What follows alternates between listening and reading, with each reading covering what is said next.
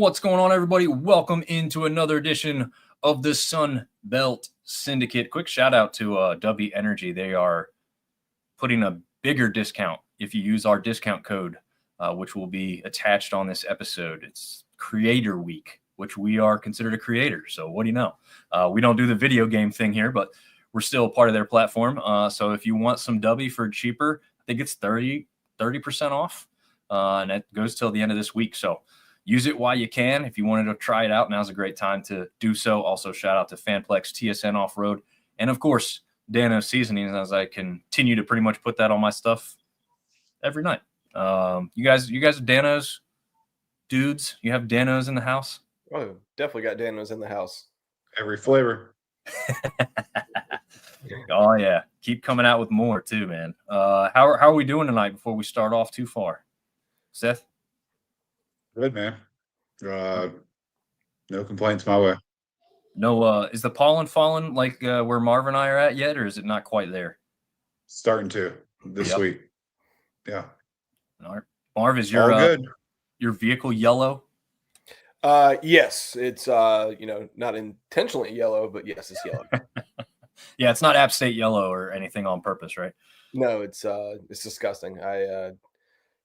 Another month and hopefully all this crap will be gone, because I can tell you I've been feeling it, man. My allergies have been killing me. Yeah, I haven't been hit too hard, but my wife is either kind of getting a little sickness or the allergies are playing a bigger part in her life than usual. So we'll have to see which way that goes. We also want to shout out Chance Up.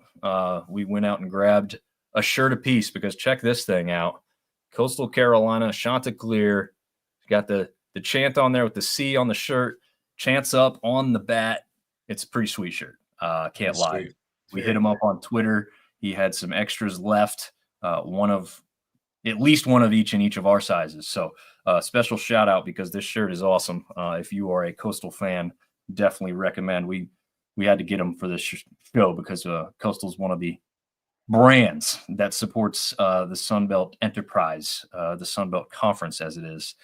So yeah, we'll have to proudly support this one going forward. Ben James with a little bit of breaking news, maybe. I don't know if that's he's saying is official. Hodgkin to South Florida. For those not familiar with the name, that is Arkansas State's head coach, who just signed a pretty big extension at Arkansas State, but apparently on the move already. If they had waited till April 1st, the buyout would have been $1 million. As it stands, it's $900,000. So not a big difference there. But Arkansas State about to get paid. Unfortunately, they are going to have to look for a new head coach. And Ben and I were having a little side conversation earlier today. No clue who that'll be. None. I don't know. Who do you go after at this point, right? I mean, I would assume you guys. Sunbelt basketball is probably the same as Sunbelt football. Like, you go for a big name bench assistant and bring him in, someone that's good at recruiting. Yeah, I wouldn't be shocked if, and I don't know this because I don't know enough about the depth of rosters of coaches within this league at the basketball level. If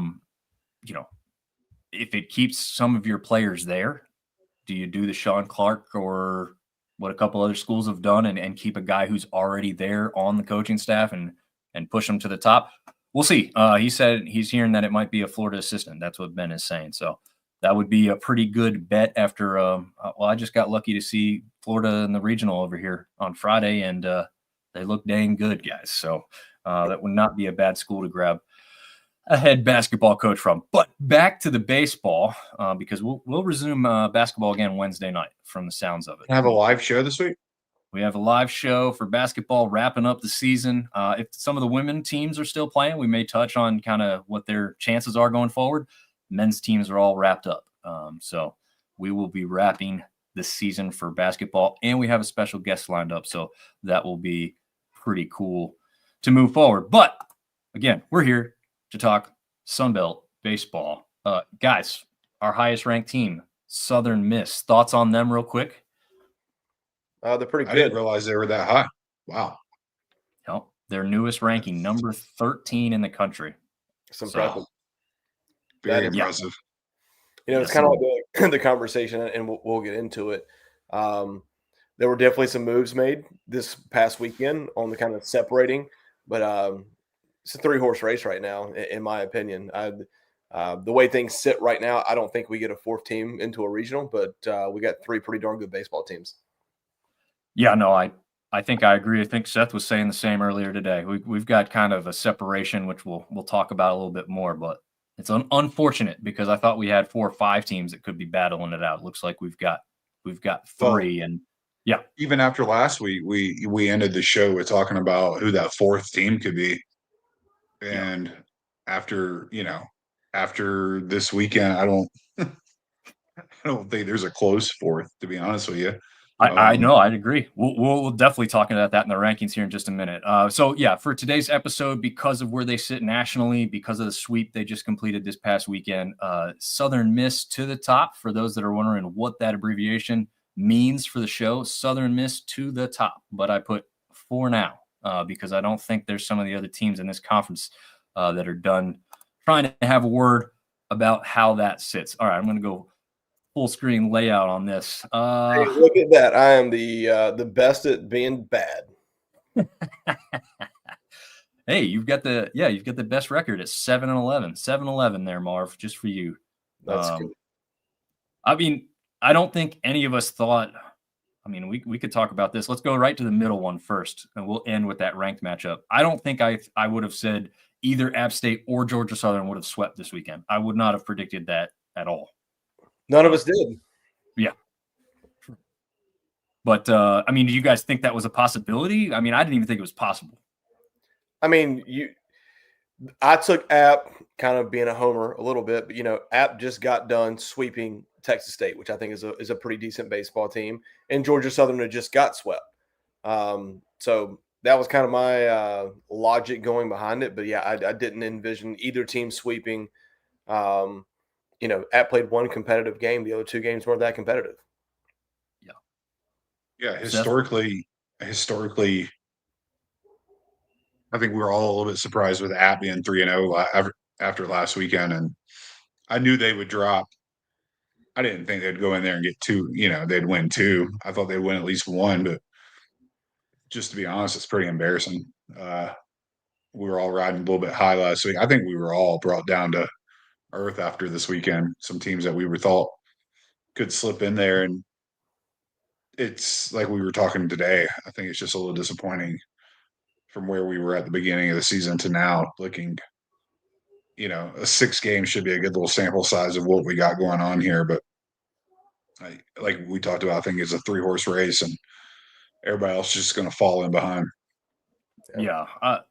I just thought the bats were going enough for App, right? Like, yeah, we had questions about some of the pitching being consistent and being good across the board, but I thought the bats were going to be enough to, as Marv and I predicted, 2 wins, but obviously Seth even with 1 win. Yeah. So some of these App games, they're having to score 15 or 16 runs just to hold on.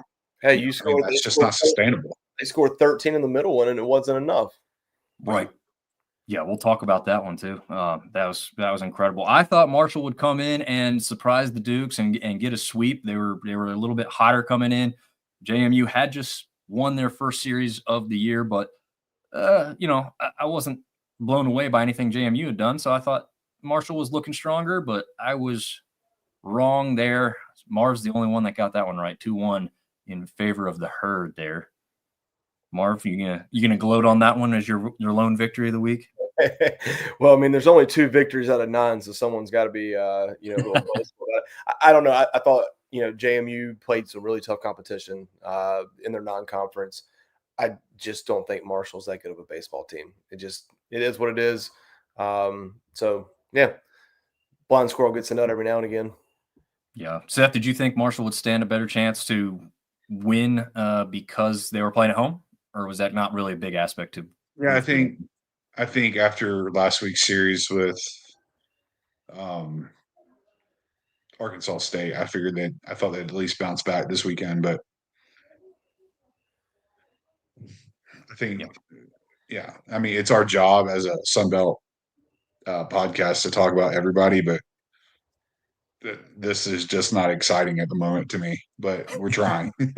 I mean, we got a number 13 ranked team in the nation, and then we got mediocre below, but I mean, sometimes it's brutal, but let's just call a spade, and everybody's beating up on everybody, and that's not because it's that competitive. It's just we're not very good. Yeah, maybe at the bottom, definitely not. Now let's talk about the top though. The good that was there, number 24 versus number 25. Obviously, those rankings have now changed, but going into the weekend, that's what we had with Troy or Coastal, I should say, traveling down to Troy, where Troy came out victorious. And fellas, I'll gloat on that one, 2-1. I thought that was a pretty hard one to predict because I think a lot of people would have sided with the two of you who went 2-1 for Coastal over Troy, and I went the opposite direction there. I didn't think anybody would sweep that one. I didn't think that was going to happen. And I could have seen where people thought Coastal was the better team, coming into the weekend. But Troy prevails. So I'm doing a little bit to catch up. I got lucky that Seth didn't secure any victories this week. That helped me a little bit. Marv's still a little outpacing me there, but I've got some kind of shot now. I'm at least swinging back again. But we talk about how hard it is for teams to get a sweep in this league. It's almost mission impossible for one of us to get a sweep on all 3 picks. Did it happen last year? Do you guys remember? If it didn't happen with you, it might have been me and Marv. It definitely didn't happen with me.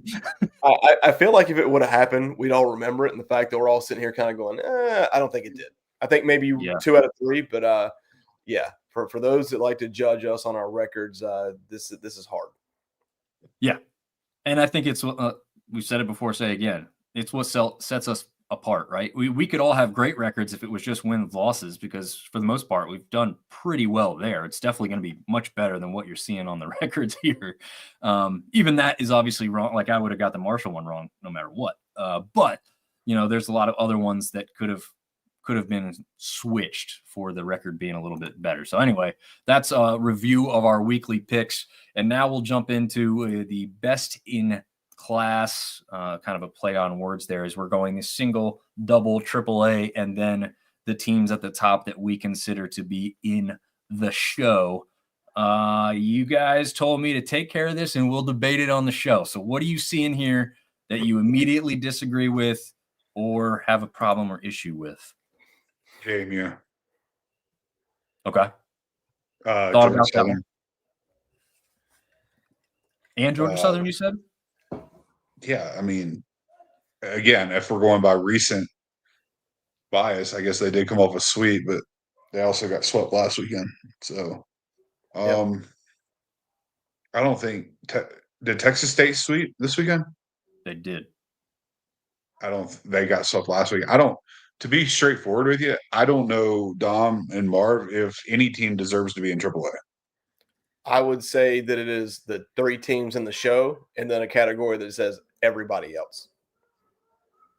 I would say, I'm not disagreeing with Seth one bit, because I thought about the same thing. Do we have a team in AAA right now? And I was hard pressed to kind of do a little bit of separation. As Seth said, Georgia Southern sneaks into the AAA by pure fact that they swept, right? Texas State, same thing. You've won 3 straight games, so you have to separate the field a little bit in that regard.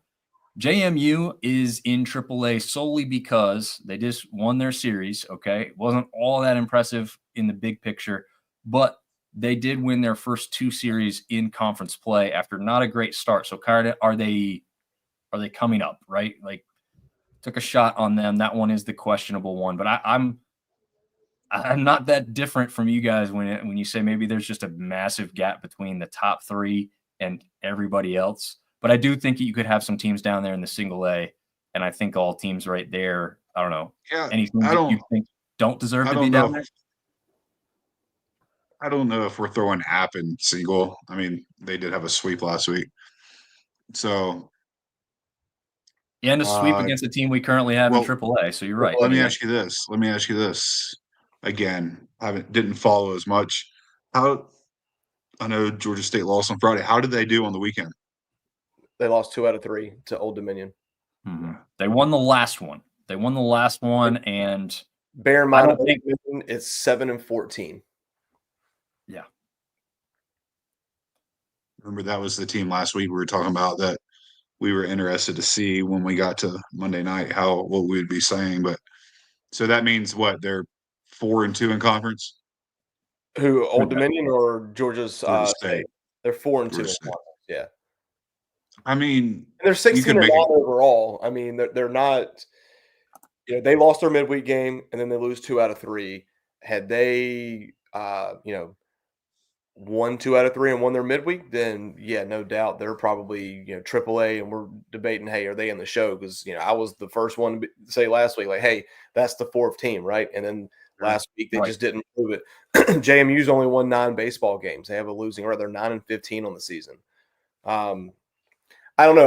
Like I said, for right now, I think it's the 3 teams in the show and everybody else. Not saying that Georgia State, JMU, Georgia Southern, Texas State couldn't go on a run, and even Louisiana go on a run and end up in AAA. But right now, it's the 3 front runners and just everybody else. Remember, I know I'm the first one bashing all these teams, but there's still a lot of baseball left. There is. A tremendous amount of a tremendous amount of baseball left. But just from what we've seen with midweeks, non-conference, this is kind of nobody has jumped off the page except maybe Georgia State. Yeah, and I think we've kind of talked about them coming back to earth a little bit here. I mean, if you're as good as you thought we were, I don't know why we're struggling with defeating ODU. Again, they got that last victory on Sunday, but and they lost to what, West Georgia on Tuesday or Wednesday. Yep. We can get into Cajuns that. I mean, Cajuns what do have you? let us down quite a bit too. Yeah, I think everybody is let down by them, themselves included, right? I mean, I don't think anybody thought that they'd be in this position at this point of the year. I think there were some people who were realistic about them having a little bit of an uphill climb, but even this record, this struggle start-wise is probably a little surprising. We'll see, though. We'll see. Like you said, a lot of baseball left still to play. And with that, we'll jump over directly into the standings as they look right now. So you could take what our classifications are and just kind of look about maybe why we have some of them the way we do. As we mentioned, Southern Miss at the top of the conference right now at 5-1, 3 teams tied at 4-2 with Troy, Coastal, and Georgia State. I'm sorry, I missed one.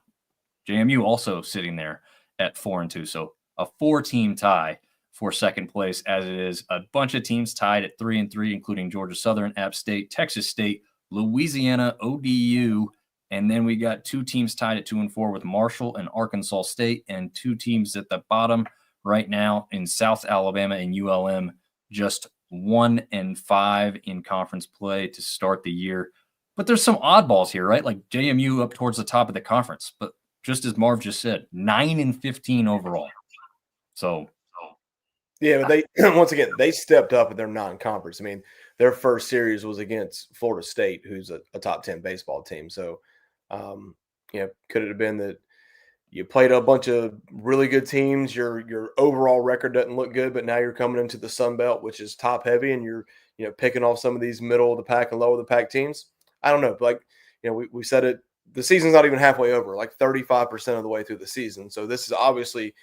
I think the middle part changes and shifts every single week, but not to be redundant, you got your top 3 by far. Yeah, good bounce back by Texas State as well. I mean, coming off starting 0-3, and I'd much rather start 0-3 and then tie it up at 3-3 rather than start 3-0 and then get swept. Yeah, it's only uphill from here, but yeah, an interesting way for App and Texas State to literally flip from what they both did last weekend. So, and then right there in the standings with each other with the overall record at 11-12 apiece as well. So kind of just it kind of wild that the top teams that we're talking about, the 2 of the 3 have a 4-2 record, and we're not even batting an eye. We're not worried about them at all. I know, right? Because they played each other. Yeah.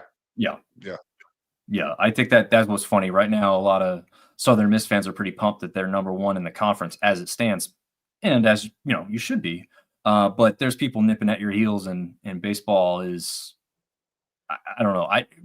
Real quick, such a different sport than anything else, right? I mean, you're not even got a consistent roster going into every week. Football, you kind of know who your guys are going to be going into every week. Obviously, injuries change that.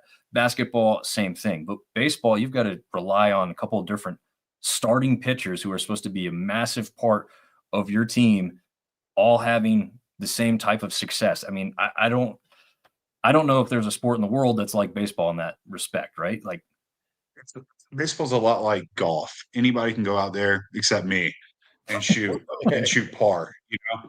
I But can't do it but either. being good at golf is consistent, and it's a lot like baseball. Just staying consistent. You're going to slip up here or there. Ball's going to bounce a different way, but it's being having yourself in every game. You Yeah. know, look at Southern Miss, Troy, Georgia, or excuse me, Coastal. They may have lost, but go back and look at the scores. You know, maybe except Wake Forest, I think for Coastal, but they were in every game. Yeah. You know, Well, they're not and getting that weight game. Yeah, that It was weight game's close for a actually. while. Yeah, there you go. Very close for a long period of time. So that in the end, it got a little out of hand. But yeah. Oh, check it out. Guess who's here? a little late Party. tonight, buddy. We went early. He's probably used to the 8:45, but Seth's bedtime is early, so it's all good. I don't dislike the earlier start either. I just it usually just gives us a little more time to get everything prepped and ready. But you guys talked about some scores. I think it was Seth that mentioned it last. So we'll take a quick look at last week. Tuesday's slate was huge. I think almost every team in the conference went on Tuesday, at least from the looks of this graphic here. We had number 25 Troy absolutely hammer UAB 14-2. UAB is a pretty good baseball program, so to run rule them on a Tuesday night, especially when you've got that regional rivalry, is a pretty big deal. What other ones kind of stick out to you guys here, maybe besides that one specifically? Southern Miss. Yeah. No. Southern Miss, give kudos to Texas State, right? So they come That's off. the only other win we had. Well, no. Well, look at this. I mean, so Texas State gets swept by App, right? Then you go and play Baylor, and you get absolutely throttled, and then you come back and sweep your weekend series. Very true. Very true. Georgia Southern did beat Kennesaw State, and for those that aren't aware, Kennesaw State actually a pretty good, formidable baseball program. I'm not exactly sure how they look this year overall, but historically, one of the better programs in their conference. So not an easy victory there to get that 5-4 victory. But, I mean, look at that South Alabama score against Alabama, number 12 Alabama. Only one run difference there. So you think going into this weekend, right, that plays into their favor, right? A close game, flip it, and you beat a number 12 team in the country. Just didn't quite work out.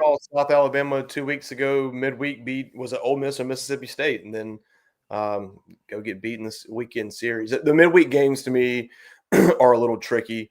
Obviously you got your Friday, Saturday, Sunday starter, right?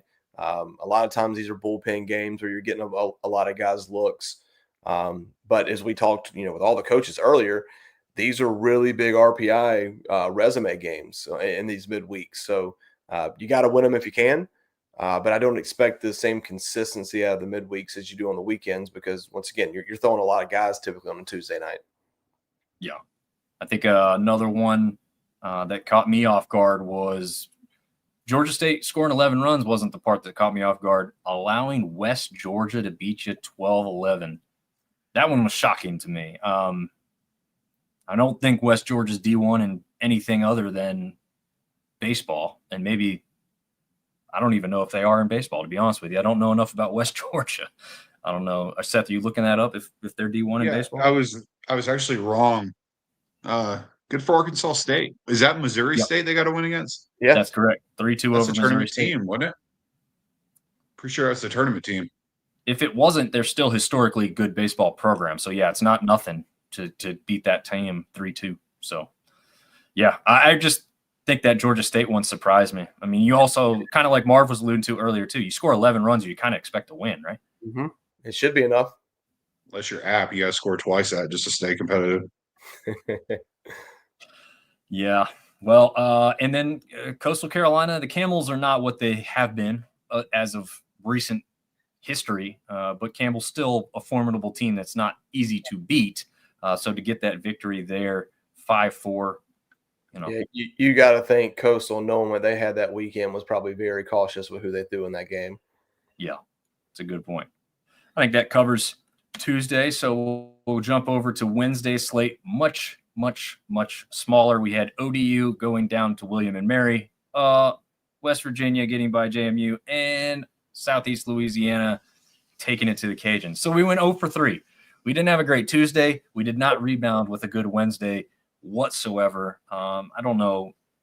To me, the bottom one is the most shocking. The Cajuns losing to not only in-state opponent, an opponent that they never like to drop anything to in Southeast Louisiana, but they didn't even just lose. They got beat soundly 7-1 at home in that one as well. So not great, right? I mean, I don't know. Anything else to say about these other two games? No, not really. No. Yeah. Ben is confirming West Georgia is Division I. So that's probably a more recent move. Again, I don't think they are Division I for football. If they are, maybe they're 1AA now at this point, FCS. Either way, when you have to look it up, it's not a great thing you lost to them, right? Yeah, 100%. Oh, man. All right. So that took us to the weekend action. We can bring back Friday and Saturday on the jump. Let's just go to Sunday. We'll see how it all played out as an overall picture. Again, ODU gets the best of Georgia State 2-1. Georgia State does get that victory 3-1 in that final game. On Sunday, Troy got the 9-5 victory over Coastal to take the ranked matchup 2-1. As we talked about, JMU wins the last game 2-1 and the series 2-1. Georgia Southern completes the sweep of App State 5-1. And Southern Miss had no questions in that last one, right, fellas? Nope, that's it's hard to get a sweep, but they left no doubt. Yeah, and let's jump back here. So Friday between those two teams, 8-5, not easy. Had to work for it, right? Because this game also, home team's on the left, home team is on the right, road team is on the left. So Southern Miss on the road down there at ULM, 8-5, 7-6, even harder fought victory on Saturday. They finally woke all the way up and took care of business 14-2 against the Warhawks. Again, Texas State completes the sweep. Cajuns squeak it out versus South Alabama. And the 9-3 maybe looks worse than it really was. I don't know. I forget exactly if that game was pretty close early on or not. I'll tell you what. After Friday night, I was feeling really good about my 2-1 Coastal over Troy pick. Mm-hmm. Yeah, go back to that one, 11-3. Yeah. Easy to see why there. Mm-hmm. What'd you think about that Georgia Southern game in that first one against App State, 9-0? It's really hard to win games if you don't score runs. Yeah. I think Caleb struggled a little bit to begin with there. And then, yeah. Is Juan still out? I don't think he played this weekend. I don't think he did either, if I can recall correctly. I mean, that hurts having him out of your lineup, but still, not nothing to see here. There were some competitive games, but I was shocked about ODU, beating up on Georgia State like that, and that's about it. Yeah, the extra point was missed in that second App State versus Georgia Southern game, 13-14. That was crazy, though, right? I mean, we got to talk about that one. So they're down. What was the score then? 9-11. Yeah, App had jumped on them to begin with, and Georgia Southern just chipped away, and then big grand slam definitely turned the game. Yeah, grand slam for App State in the top of the ninth, right? Is that when it happened? Top of the ninth. Yeah. To take the 1-run lead, 13. They were down to their last strike too, or their last out at least. Were they? Yeah. Yeah, and so I know a lot of people were like, "Wow, they came back. They're going to win this thing." Not so. Georgia Southern puts 2 on them in the bottom of the ninth to walk off and get that victory, which was a big one because App State getting just 1 in that series would have been a little bit. You feel a little different, right? I mean, if you go on the road, you still have above 500 conference record. You get one of those. Not only that, you have a big comeback win like that on a Saturday, you feel like it probably propels you momentum wise for Sunday. Yep. Absolutely. Absolutely. But we got to look at Texas State here too. I mean, 6-2 in that first one against Arkansas State, 5-4 in the second one, and then winning 6-3. So that, I mean, yeah, Texas State got the sweep. Arkansas State was competitive in those games. So we do have to mention that even though they're not looking great overall, they're not tanking the season, right? I mean, they're still out there fighting. I'd say the same for South Alabama, right? I mean, Yeah, they same get beat thing with 7-1 in that first one. Yeah, go ahead. Go ahead, Mark. the JMU Marshall series was super competitive all the way through. Yes. Yep. 6-5, 5-4, 2-1. Yeah. Yeah. I mean, yeah, you lost the series, but you played ball, right? You want it to go the other way, but it's not like they're out there getting embarrassed.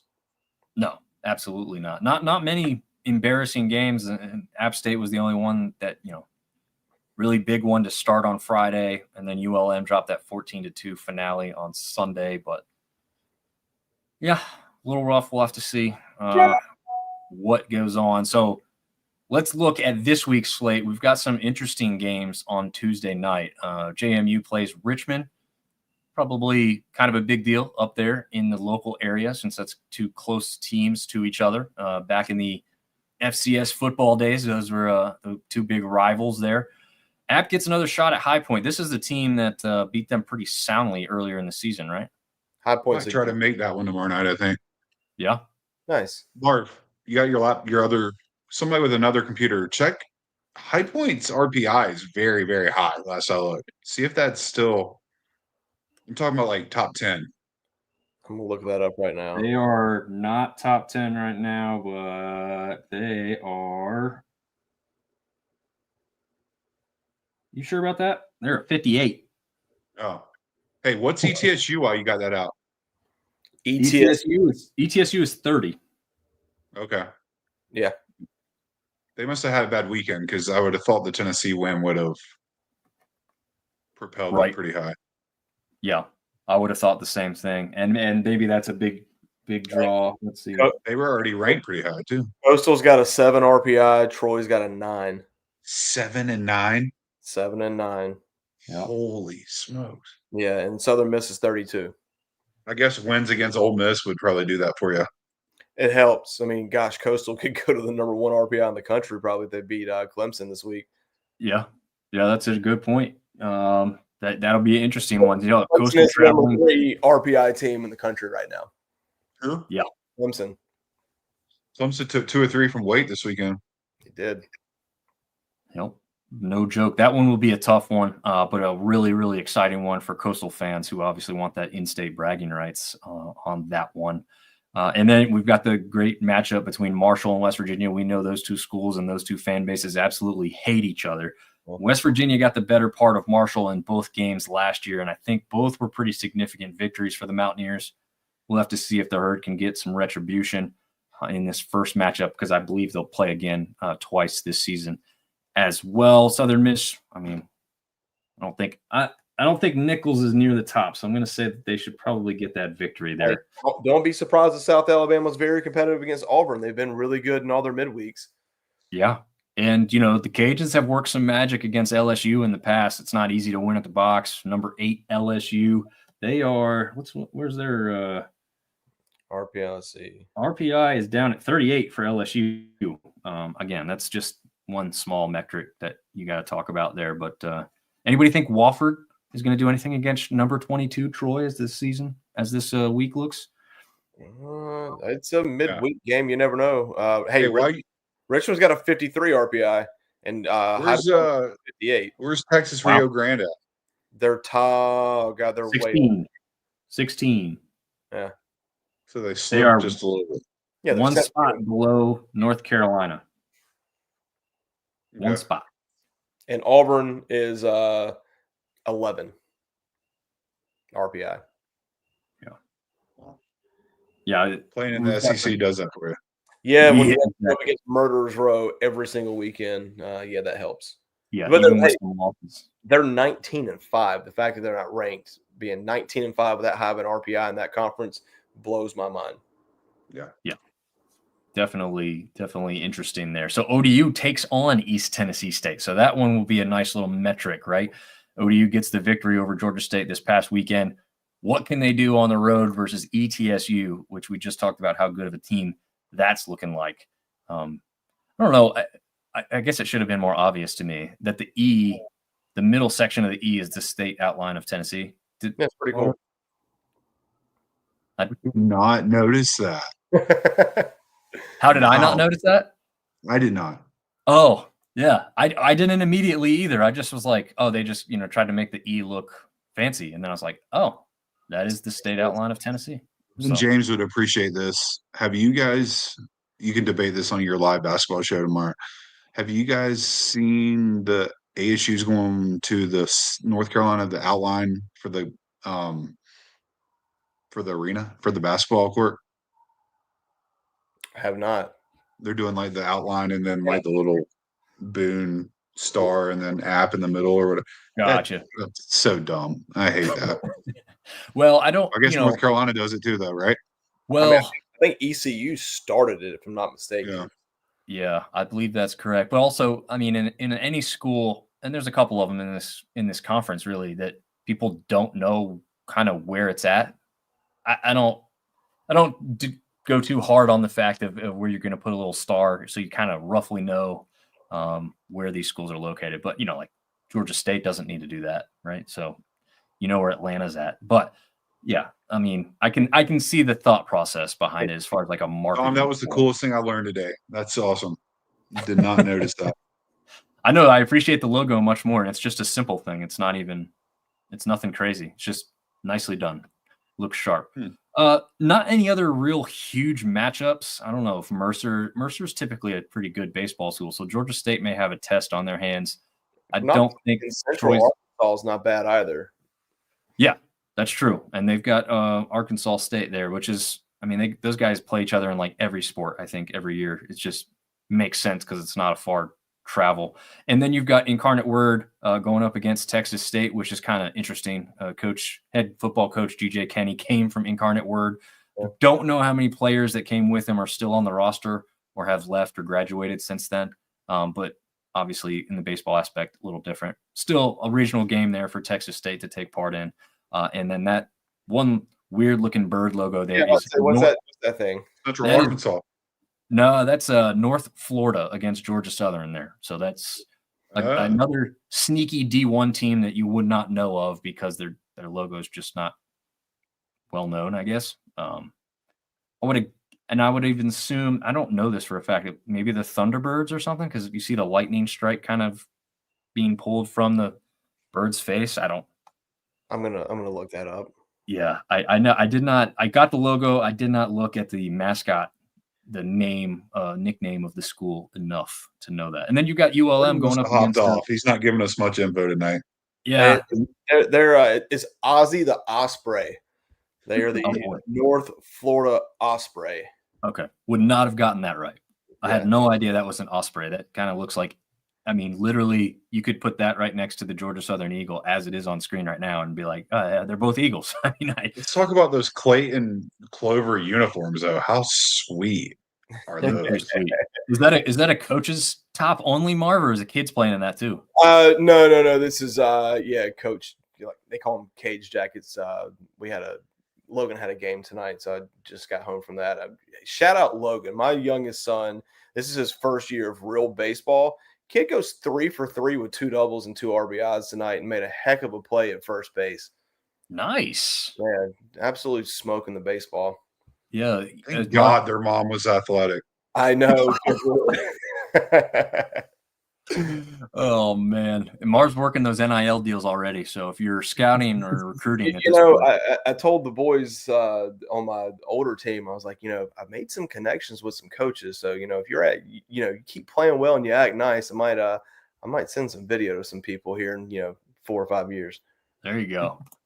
Tyler Austin jumping in saying, "How about them Trojans?" Yes, we covered that one and looking very, very good so far this season. And getting back to that, I guess that kind of wraps up the Wednesday. I think we kind of went through almost all of them. I don't think Troy's going to struggle with the Florida A&M Rattlers too much. But here's the weekend series. This is vitally more important than the midweeks, as we know. Obviously, you want to win those too. But we've got the all-state matchup there with the Georgia Southern Eagles taking on the Georgia State Panthers. A little intrigue in that one with how both teams have done so far this year, right? That's a separate yourself kind of weekend for me. I mean, Georgia Southern, can you ride the wave? And Georgia State, are you who we thought you were, or are you falling back down to reality? Yep, I think that's exactly the question for that one. ODU versus App State. Little intrigue here for me. I think this one, does ODU continue their upswing, even though they lost that last one to Georgia State? They got the series victory, and can App State rebound at home there? I think, is that one you're going to make any games on, Seth? Maybe. I'd like to try to make a few this week. It's always fun when the weather gets a little warmer to go sit outside and watch a little baseball. Oh, yeah. I know we're talking about that one, but just eyeballing, I'm extremely intrigued with Coastal at Texas State. Yes. Yeah. Can they rebound? Yeah. Who is the real Texas State? Or do we get, I wouldn't be surprised seeing 2-1 out of that. Let's pick that one this week. Yeah. That's probably a good one to pick. 2-1 Texas State is what I'm trying to say. Yeah, I think JMU, Louisiana is interesting. Like JMU, all right, have you figured things out? Are you going to continue? And Cajuns, you're at home. Can you kind of right the ship a little bit? Yeah, no doubt about it. And you've got the battle near the bottom. There's not the bottom two teams technically, as South Alabama technically with ULM, but ULM and Arkansas State face off. So that's important there because you got to see if either of those teams can start any kind of upswing and jump up in the standings a little bit. South Alabama's got an uphill climb against Southern Miss, but like you guys said earlier, I mean, you can't go in there thinking Southern Miss is just going to sweep that one. We've seen what South Alabama is capable of earlier this season. If you send that to us on Thursday, I would definitely pick Southern Miss for the sweep. Yeah, I would pick Southern Miss and Troy for the sweep this week. Very intrigued with Georgia Southern, Georgia State as well. Hey, let's we got to pick that one. Let's do 4 this week. Let's do Georgia Southern. Let's do, because we're trying to figure out who's who. You got swept and then you sweep. Vice versa. Yeah, I'm with you. I think you pick the Georgia series and then everything in the middle. Southern Miss at Coastal. No, I'd say ODU at JMU, Louisiana, and Coastal Texas State. Yeah. Okay. Yeah. Tyler Austin's bringing up a good point. What rankings are y'all using? Just curious. There's like 50-11 rankings for baseball. That's true. So I decided early on. Sorry, what was that, Marv? The RPI is Warren Nelson. That's the one that I use. Yeah, for the RPI, I'm using the same one. For rankings themselves, when you see that number 13 besides USM there, it's D1 baseball rankings. That's what the NCAA puts on their official website. So that's why we've chosen to go with that ranking system, because if the NCAA is going to put it on their website and possibly or definitely use that when they go into the postseason, talking about which teams should and shouldn't go to regionals, I just feel like it's kind of the most consistent thing to do, because you're right. There are a lot of services out there that rank for baseball, and it is hard to keep straight who's where and which one, because I bet you there's somewhere where Coastal's ranked in one, but we'll see. As you can see, not ranked any further, but that is the weekend series. So it's time for the blind resume. And I told these guys I wasn't going to give them any information. So they are watching and listening along with you guys to the blind resume here. We have Team A, Team B, Team C. Their record at the top, strength of schedule, RPI, and their Q1 and 2 record. That's Q1 and Q2 wins and losses. Only? No. Okay. There is. Yeah, I'm not even going to tell you how many there is or isn't. I just want to see this because it was something I looked at earlier today, and it was really interesting and intriguing to me where some of these teams ended up in rankings that I don't know. I like the blind resume look. I don't want to give you guys too much information. You two start debating or talking about it between the two of you, and then You we'll say these reveal are them. Sun Belt teams? No. Well, one is. Well, then I'm going to go Team C is the Sun Belt team. Didn't we just say that Coastal was number 7 RPI? Yeah, we probably should have started with this, huh? All right. So Did we get Team C correct?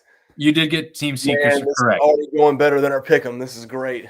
Now, you don't have to figure out who Team A and B is. I never thought that you guys would. But tell me your thought process of where you would rank these teams against each other. You know, ABC, CBA, A, C, B, where with what you are armed with here, which is most of the information you would probably want to look at. About the only thing you're missing here is recency bias, right? You know, if they're on a 4-game losing streak or 6-game winning streak, obviously you don't know that. But based off their record, strength of schedule, RPI, and their win-loss record against some of the better teams in the country, where are you ranking these 3 teams? So I'm a little confused here. Team A. So confused. Team A, I would like to say that is an SEC or an ACC school because they've had 10 games against Q1 and Q2 teams, but their strength of schedule is 73. Can you tell us what conference Team A is in? ACC.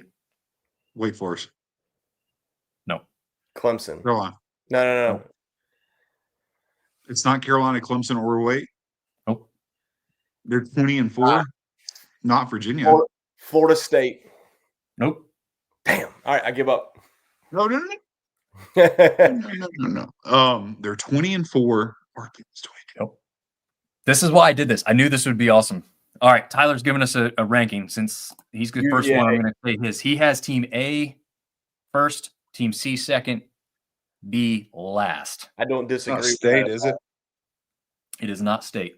Is it UVA? Nope. I'm surprised you haven't got it at this point. Yeah, I mean, I feel like we've process of elimination. We should be there already. TJ O'Sullivan saying SMU. Good guess. It is not SMU. Louisville? Nope. You're literally going to name every ACC team before you get this one. No. Stanford? That is Team B. Really? Yes. Okay. 20-4, and it's not Wake. Mm-mm. It's not Carolina, NC State, Virginia, Florida State, Clemson. Miami. Nope. Syracuse? Nope. Pitt. Nope. Syracuse doesn't have a team. Yeah, you ever been to Syracuse? You can't play baseball right now. You know what they could do? They could play in the dome, right? But I don't. Hold All on. right. TJ got Georgia it. Tech. Yeah. Georgia Tech. And you know who one of those losses? One loss, right? No, 2 losses. Yeah. 2 losses to Marshall. 2 losses to Marshall. Tyler says, I think A has to be first because their SOS, their strength of schedule sucks, but they won the games that they are supposed to. So let's reveal this to everyone who's watching and listening. So here's why I did this. Coastal Carolina has a tough weekend matchup on the road against Troy. Okay. They did win 1 game. They did not get swept. However, because they were right at the tail end of the rankings, they're now out. Georgia Tech is now 25th. Stanford now 20th. I had a hard time swallowing that. One reason I'm wearing the shirt tonight, the disrespect when it comes to a mid-major, right, who's played the 7th hardest schedule in the country, who has a RPI of 7. Yes, they're only 500 in the Q1 and 2 record combined, but they are 17-7 overall. Again, you just got them playing a ranked team on the road, still perform admirably, I would say. I mean, I don't think anybody thought much of losing that series. It wasn't a shock because Troy is that good of a team, right? They were thought to be the best team in this conference coming into the season. So I have a hard time saying, what was that? The middle game was 8-9. So, I mean, it was a super competitive. Yeah, that's this is where your conference comes into play. Yep. I agree with Tyler right there. 20th, how? Yeah. Stanford is 15-6. Not bad. Strength of schedule at 20, not bad.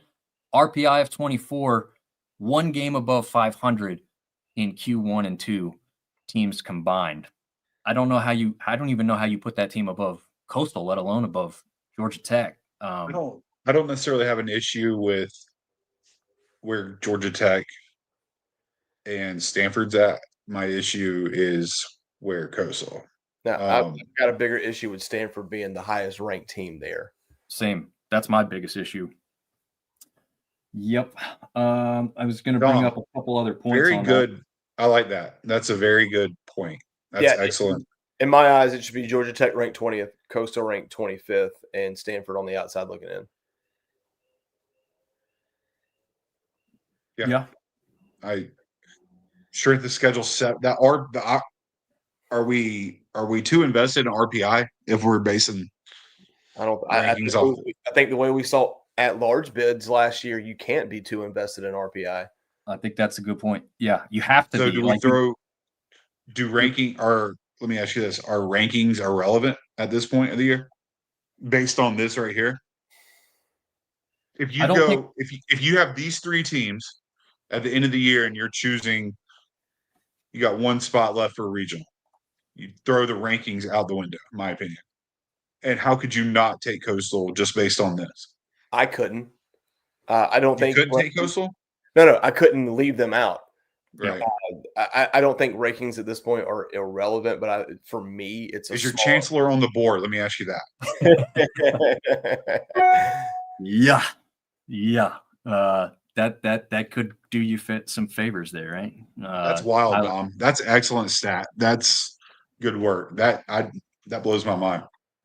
Yeah, and that's not all you could have argued, right? I mean, Georgia Tech has 2 Q4 losses, and we know who those are to, because that's Marshall right there, who's got them. And that series was even, right? We had a 4-game series there, and it was 2-2 at the end of it.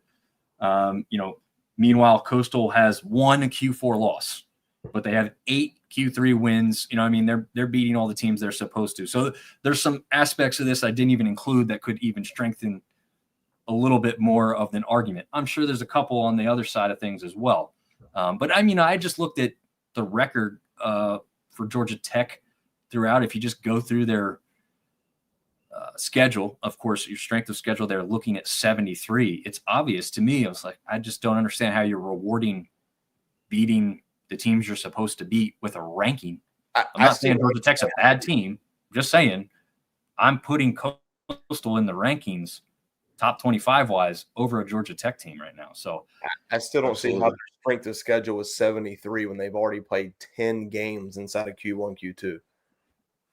Yeah. Well, here's the bad part about why their strength of schedule is so low. 2 losses to Marshall. Half a Sunbelt schedule to start with, and none of them were the top teams, So they got dinged there because they weren't playing the top part of the Sunbelt, unfortunately.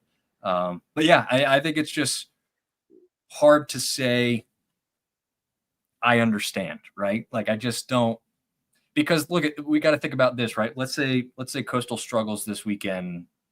They, I don't know, 1-2 on the weekend or something. Now it's really, really difficult for them to climb back into the rankings, even if they would sweep the weekend after that, right? So it's like, you see what you're doing by not getting this right at the start, because you're making it harder for the mid-major schools, the smaller schools, to jump back up, because we're not playing the top upper echelon of the ACC and the SEC every weekend. Coastal is going to have to hammer teams they're supposed to hammer and sweep teams to get back into where they should be. It's just, I don't know. Tyler's got more to say here. Be careful saying rankings don't matter right now. We see what happened in football. If you start them high and they don't really stumble, you could be left with a really bad product sneaking into regionals. Just my opinion. I think, I, without even reading that beforehand, it's kind of what I just said. Yeah, make it harder on the teams that maybe are just as good but don't get the opportunity to show it as much. Go ahead, Seth. Right. I fully agree with his statement, but again, this is our second year, and I was fully as shocked of JMU getting in last year. And I think the numbers, especially that third tier right there, RPI, I think that is what Yeah, I agree with you. Losing in a shitty conference is going to kill you. Yeah. So Coastal, Troy, Southern Miss. There's no letting up. We The talked only last teams week they about can stumble to in conference are each other. That's it. we you. Let's face it. You go 1-2 against the Old Dominion or a Georgia Southern at this point. That's no bueno. You made excellent point. You got to hammer. Like we were talking about how hard sweeps are. Like you're playing Monroe or Arkansas State. There's no reason we should even consider it being a 2-1 series at this point. Yeah, and that's one of those other guys, If we're going to consider this a very top 3 conference, it should be. which it looks like at the moment, but you never, you always run the risk, and you're right. Like they've got to hammer everybody, right? But you could go to Monroe, and their Saturday guy could come out and throw a gem, and just like has everyone off balance, and you lose one, and it's like, And they've won 2 conference games all year. yeah, and There it's like, you oh, are. what happened to Coastal? It's just like the dude had a night. Like, what do that's kind of the baseball thing that we talked about, how it's got to be so consistent. But That's then what separates baseball from your football and your basketball rankings. But then Yes. you also have the opportunity, like Coastal goes and beats Clemson this weekend, and everyone's forgot about Troy. Or on Tuesday, everyone's forgot about Troy, right? Like it's like, oh, it's a delicate, finicky game that we play, man, and you gotta I sneak keep up going with some of these midweek games, and like you said, you got to beat the crap out of the team you're supposed to beat. Yeah. when we TJ's had got Coach. Oh, When let me we read this. go ahead, read that. TJ says, I believe Coastal, my bias aside, as a Coastal grad and a guy who covered Coastal, needs to be 19 and 25. However, 3 of their losses, while at the hands of good teams, have been bad. Wake Forest, Charleston, and Bama. I believe they make up for a 7-0 loss to ECU by winning the series. If they pull out the UNC game, this is a completely different convo. That's, again, when you say midweek games are not as important or whatever. I know that's not us. I'm just saying when people say that, that's why they are important, because TJ's point stands, right? You beat a ranked team like that, which would have handed UNC their very first loss of the year as well, right? You're going to get rewarded handsomely for that. Had they won that, they're still ranked right now. I truly believe that is a correct statement there. All right, go back to you here, Seth. I was just hitting on when we had Coach Kermit Smith on the beginning of the year. You're talking about the ball bouncing this way or that way, and that's separate. That's three wins right there. I think this is a great topic to debate. These guys commenting are making great points. This is Well, let's drive this baseball. point Like, home. baseball's a long season, man. You it's But hard to. it sticks with you. So let's all remember this. And Seth, you said it earlier. You were surprised that JMU got in to a regional last year. Their RPI was high from the beginning because they took one game from Arkansas in like the second or third week of the season, and Arkansas was a phenomenal baseball team. Opening weekend. One out of 4, and they played 4 games. They won 1. Their RPI was high, and they carried it. I wasn't, they played well in the regional, but could you have sit here and said like, oh yeah, they deserve to be in? No, but you win a game like that against a ranked team, and it carried them. And not to mention that they were also aided by the fact that some of that was really good last year, so they weren't getting dinged for playing inside of the conference. Yeah, Ed makes a point. Southern Miss could easily have gone 1-2 against ULM this past weekend, which is true. I mean, we talked about how hard it was for them to get those victories on the road there. I saw Southern Miss fans sweating it out, like sweating bullets all weekend against ULM. Besides that last game on Sunday, that they won 14-2. Good teams find a way to win. That's the difference between.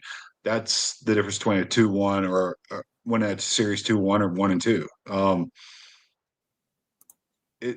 I'm thoroughly enjoying this podcast because we're finding out more and more that every game matters, as in the long run towards that record of your RPI, your strength of schedule. These you hit. I'm the first one to say midweeks don't matter, but you hit the nail on the head. Like these midweeks when you're playing Ole Miss or these Southern Miss, South Alabama, these teams have the luxury of playing some big time teams. Just like App, you got your Carolinas, your Wake Forest, Coast. These midweeks, it's fun. And You want to hear the most As a- disheartening thing you hear all day? Hmm. There's these people called a selection committee, and they get paid really good money to do the same thing that we're doing right now.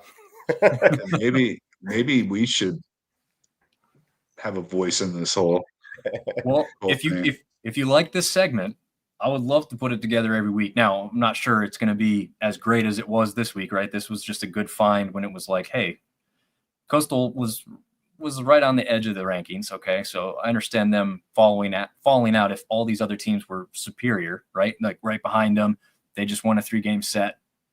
Coastal didn't win. Okay, I can swallow that if that's what's going to be told to me. But when you started putting those facts and figures in my face, and you say, compare these 3 teams right here, and that's just 3. We could probably have put another 1 or 2 teams in there.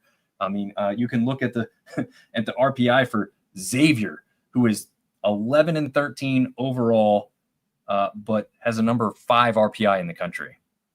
Yeah, They've played a really good baseball team so far. Yeah, they've played a strength of schedule at number 1 in the country at this point. So yes, I mean they have played good teams, but they are 2-10 in Quad 1 and 3-1 in Quad 2. But anyway, again, it's just there's other teams we could put in this and kind of take a look at this like this every week. So if this is something you liked, let us know because I had fun with that. I mean, I like to do a little of investigative stuff on our side, and just so we can.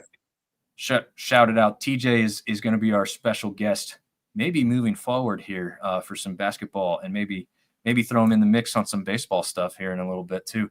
No offense to other schools, but we've been talking off air about some ideas for the show, and I think maybe instead of sitting here harping on 3 teams for the rest of the year and trying to fill an hour and a half, I mean, I like the idea of a broad pitch, a little bit of a bigger picture of, and still being able to incorporate these Sunbelt teams as well. But I think diving into schedules and statistics, I think it's a little bit more fun, and it shows us, what we're looking for in a schedule, in wins and quad 1s and 1s and 2s, and a little bit more than just Sunbelt. I think it opens up a variety of topics.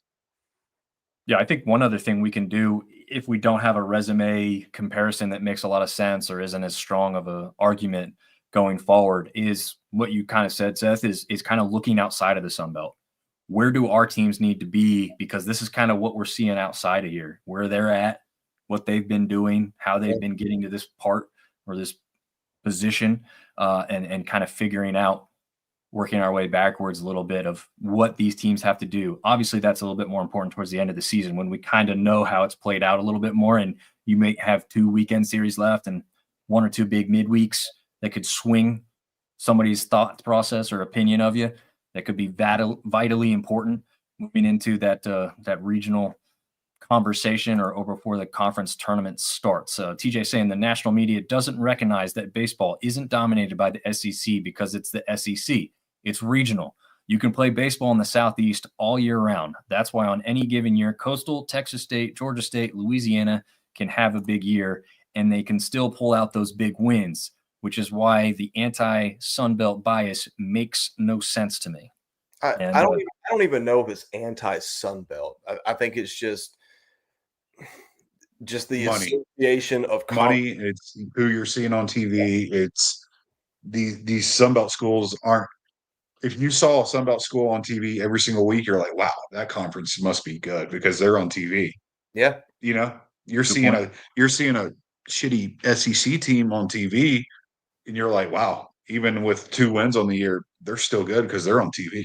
It's the money, the markets, the publicity. That's kind of what.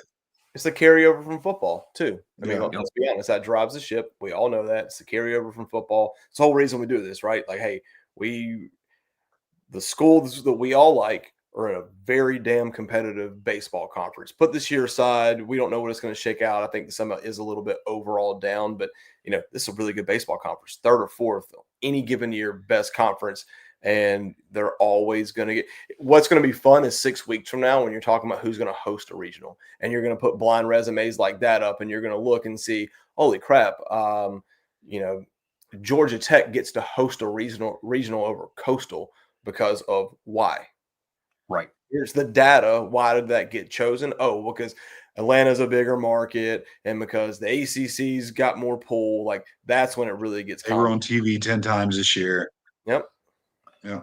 Which and that's the downside too, because like we know Coastal will pack the house for anybody who's coming to a regional, and Georgia Tech probably isn't doing that. I don't know. You guys know anything about Georgia Tech baseball as far as like the fan attendance? I did not look that part up, but that could strengthen the thought process, right? Like the fact that we literally listed 90% of the ACC teams before we got to Georgia Tech tells you everything you need to know. It's a very, very good point. We do have, the bonus ball off topic extra time here. I think we just covered it. I think we did, but just quickly because it could play a role in baseball. I don't think it'll play as big of a role. But what we just saw in basketball in the tournament is terrible, if you ask me, right? Do you know how many mid-major teams we have in the Sweet 16 this year, fellas? None. Correct. 0. And guess what just happened across the Sun Belt the past couple days? Mass exodus into the portal from tons of Sun Belt basketball players, including the Sun Belt Basketball Player of the Year. So that is a problem for everyone who says, well, Sun Belt doesn't focus enough on basketball and, they're not doing enough to. It's hard to do that when you have to consistently rebuild an entire conference. It's not just a team that needs to be rebuilt. It's literally rebuilding. Yeah. The whole landscape. Look at McNeese State. I'm a huge Will Wade fan. Like, I think the guy's going to unfortunately do very, very good things at NC State. But they just straight up asked, in the past, these coaches have been, I've not talked to any other teams. Are you kidding me? Like, what? Like, I love it here. I'm focused on this team. He was very upfront, honest. He smiled and said, yes, I have. He's already talked to his players. Look, I'm sure there was a meeting before the season that he gathered his team and said, look, if we do good and we win, we can all move the heck away from McNeese, Louisiana, or wherever McNeese State, and we can all have bigger and better things. And even in his press conference, he goes, we've talked about that. These guys are coming with me. Like, that's the way sports are now. Like, everybody has one goal in mid-major sports, and that's to get the heck out of here and go somewhere else. And unfortunately, that's everybody's chasing the almighty dollar anymore. And it's terrible. It's absolutely terrible for sports, in my opinion. As a sports fan, like, for reference, ASU's App State's basketball team last year. You win a conference championship and not a damn soul is on the team left anymore 1 year later. Yeah. Yeah. It's terrible. If not for Huntley's teammate from high school coming onto the team, maybe he would have been gone, right? I think that was a driving force of him coming back to the team. But again, that's what's just now happening at Troy. I think most of their starting 5 is now in the portal. It looks like if you win, you lose your coach, you lose your players. I mean, it used to only happen in football, right? But like we mentioned Campbell earlier, how Campbell's not as good as they used to be. What happened last year? Oh yeah, Campbell's baseball coach left, went to Ohio State, and took 9-10 players with him. Like, it's tough in these smaller mid-major, which I freaking hate all that stuff, but let's face it, economically we can't compete with those schools. We can't. So when you finally do what a program's supposed to do, hire a good up-and-coming coach that can develop and recruit, you get good kids into your program and you succeed, it's all for nothing. It's just gone. And now you're just, it's rinse and repeat. It's like we talk about it during football. App State specific for a second. Would you rather be in a situation like we were in with Satterfield and Drinkwitz where you're getting poached because your team's really good? Or do you want to be in a situation where we were with Clark where you're getting rid of a coach because you haven't had the success? Damned if you do, damned if you don't, right? Like if you're successful, it's gone. And unfortunately where we are, and this is baseball, basketball, football, if you're not successful, you're drowning. It just is what it is. Yeah, there's no doubt about it. TJ's got another note. He said he looked it up. Funny enough, Georgia Tech's capacity, 3,718. Coastal can accommodate 5,000 to 6,000. So if you are look in there and there's a close thing, there's no reason why Coastal should not be hosting over Georgia Tech come end of the season. That's not the same argument we'll have, obviously. But if you just had an example to give them. Talking about Marv's point for a minute, the only way to combat that maybe is to be good, because look at Coastal and look at Southern Miss. How often is your cream of the crop leaving to go? You're not. That's where everybody's wanting to come. Mm-hmm. Right. So and that's a mid-major baseball team. So maybe the only way to combat that is, and maybe they have funds and all the whole 9 yards to keep players there, but you don't see players like that leaving to go to big schools because you're the 13th team in the nation. People are wanting to come to you. But you got to keep in mind, baseball changes next year too. Yep. Going to 34-man rosters, going from 40 to 34. So that's going to be tough. You got 6 less players per team. Like, the ability to jump in the portal and go somewhere gets more difficult because there's less landing spots. Yeah. No other sport is saying, hey, we're going to put less people on a team except for baseball. And some of the coaches already talked about it. It's like, how do you combat that, right? You got to find two-way players. Yes. You got to find a guy that can play outfield and come in and throw 2 innings. Like, where now they're going out and getting a guy. It's like, hey, if you only throw 1 inning every week, you're our guy. Now it's like, no, you got to be able to do something else. Yeah. Ed's making a good point. USM can't keep a decent football coach, but we've been fortunate to keep, great baseball coaches for years and years. Lots of 4-year players at Southern Miss. And again, that is a testament to how much the Hattiesburg area and Southern Miss fans specifically pack out the house and they make it an event. It's not just a baseball game, right? It quite literally a party. And that's why App State's been successful for football. It's more than just an App State football game. It's all about the tailgate. It's about the day in Boone. Hattiesburg's got the same thing with baseball. Yeah. It's the weekend. Yes. Oh man, we could go on and on. I think sports in general and football, let's be honest, football is where our heart's at. I think you enjoy each year for what it is. Yeah. You don't look forward to next year saying, we're going to be loaded. We got these guys coming back. No, that's not the case anymore. Like, you specifically sit down at the beginning of the year. We all get together and we look at who our top guys are going to be, who we do have returning, and you look forward to that and you reevaluate at the end of the year, because this absolutely sucks what we have going on.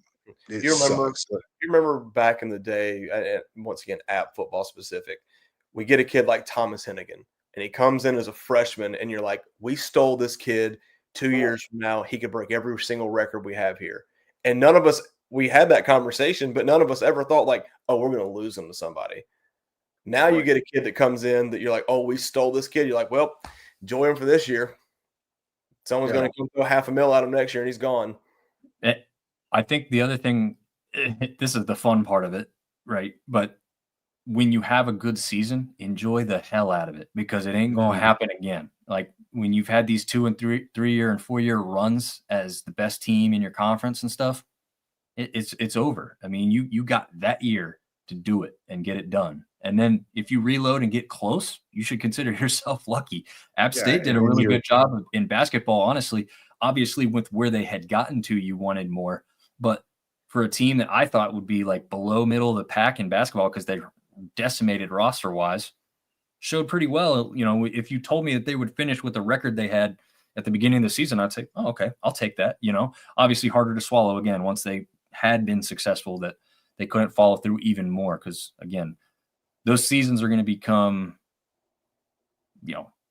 sporadic, I guess is maybe the word I want to look at. But the good part, another good part is, like, you've got the example of like ULM in football last year, right?